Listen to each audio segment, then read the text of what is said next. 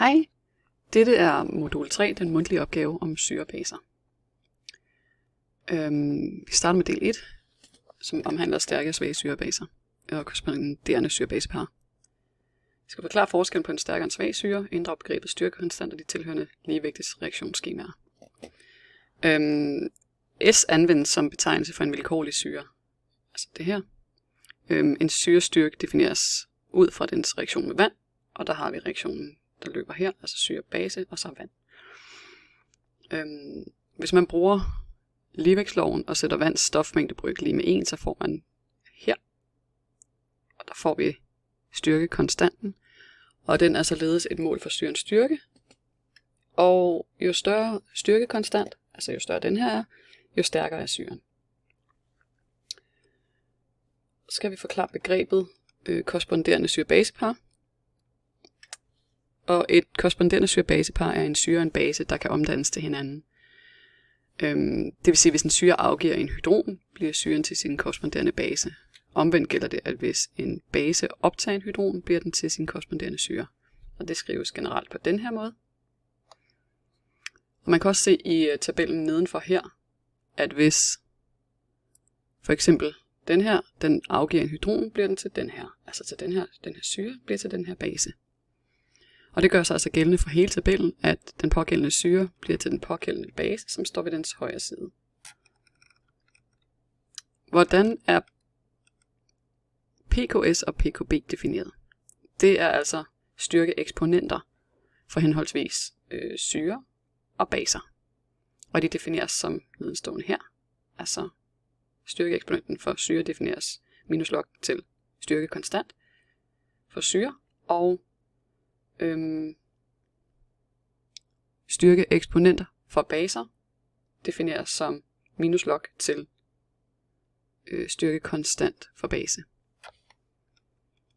Hvilken betydning har de? Jamen altså, jo højere en syres styrkekonstant er, jo mindre er dens styrkeeksponentværdi og omvendt.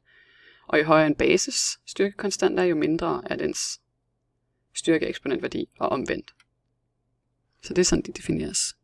Det er altså et mål for, hvor stærk eller svag syren eller basen er. Hvilket af stofferne er amfolytter? Et par eksempler kunne være, lad os lige prøve at se her, vi kunne tage denne her for eksempel. Denne her, som hedder dihydrogenfosfat. Det er en amfolyt, og vi kunne tage den her, som hedder hydrogenkarbonat. Det er også en amfolyt. Del 2. Titrering af stærk og svag syre. Jeg har forsøgt mig lidt på titreringsreaktionerne her. Altså først har jeg skrevet, hvordan eddikesyre bliver skrevet, og hvordan saltsyre bliver skrevet. Og så har jeg skrevet dem således her.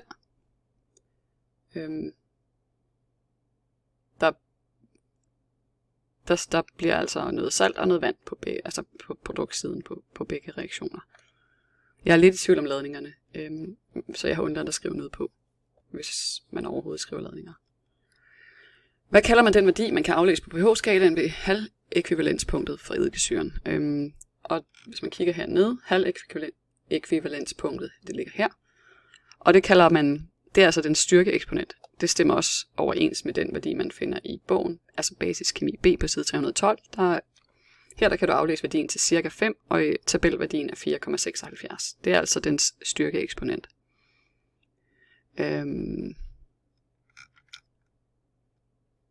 Det var den, og det sidste spørgsmål. Hvorfor har etansyres omslagspunkt en højere pH-værdi end saltsyres? Natriumhydroxid, som der titreres med, er en stærk base.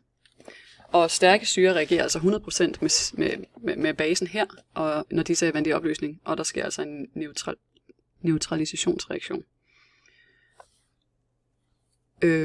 Svage syre reagerer ikke 100%, og derfor vil omslagspunktet for etansyre altså have en højere pH-værdi. Så det var modul 3 mundtlig opgave.